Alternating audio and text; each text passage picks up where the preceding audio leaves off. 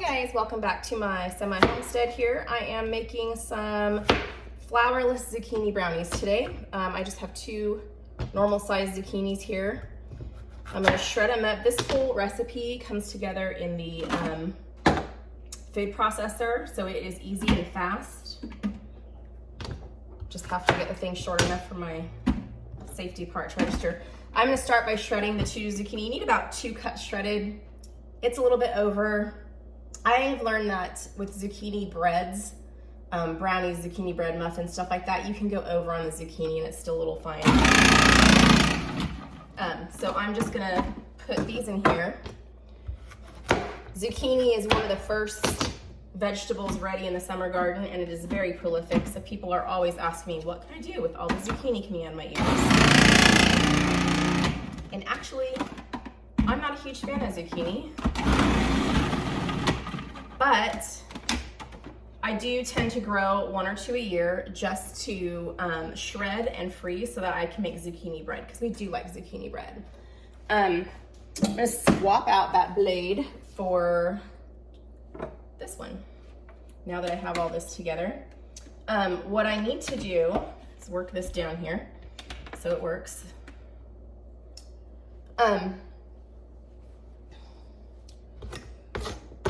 I'm just adding everything I have straight in here. I'm gonna start with, let me get a spatula.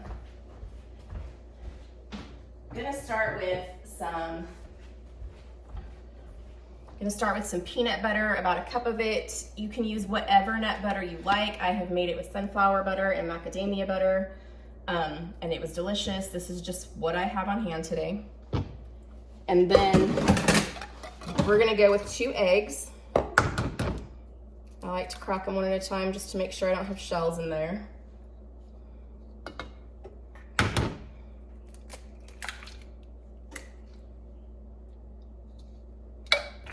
Okay. So we have 2 eggs, about 1/3 of a cup of maple syrup.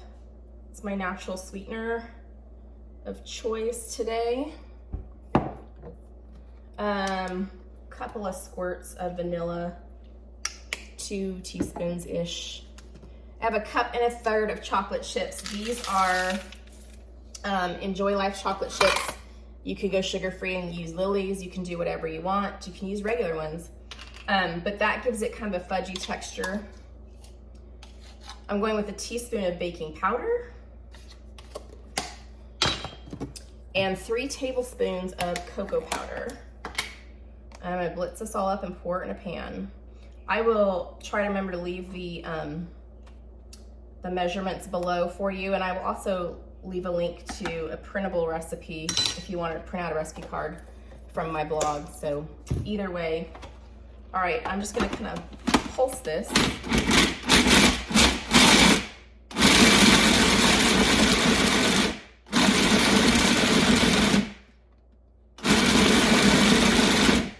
The biggest thing you want here is to break up all those small chocolate chips so that they're evenly distributed, because that provides a lot of good texture for the brownie.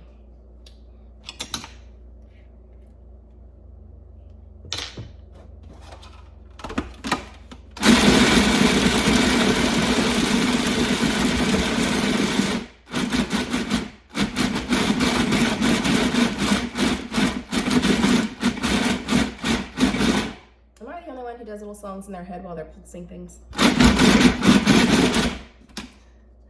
All right, so at this point, I'm just gonna put it in a pan and put it in the oven. I have an 8x8 pan that I have greased. I'm doing an experiment you can help me with today. I normally use parchment paper, but today I just greased it with olive oil. I just poured actually avocado oil, put that and switched it around. So we're gonna just pour this in here. You gotta be careful because like my food processor is a little bit over full for liquids right now, so I just want to make sure I'm holding on to it and nothing leaks out. I'm going to get the whole thing in here. Move my blade around a little bit so that I can get what's hiding under there. I want all that chocolatey goodness. And then this is going to go in a 350 oven. I have it preheated. for about 40 to 45 minutes, depending on your oven. My oven cooks kind of hot. I feel like propane just does that. So I usually lean towards 40, but same signs as you normally use with brownies. Is it pulling away from the edge? Is it set in the middle? That kind of thing. Let's go stick it in. Let's see here. Just gonna get this in the oven. Set my timer. I'm gonna actually start with 35. I prefer to start on the early end and then make sure that it's working well. And I will see you when they come out. Let's get this out. Let's see how it is. Perfect. Okay, so see it's done around the edges, starting to just pull away from the pan. It's firm in the middle. It's a little bit springy, but not wet. It is set. So I'm gonna let it cool completely on the counter, and then I'm gonna put it in the refrigerator. This is something you want cold for it to get the right fudgy texture.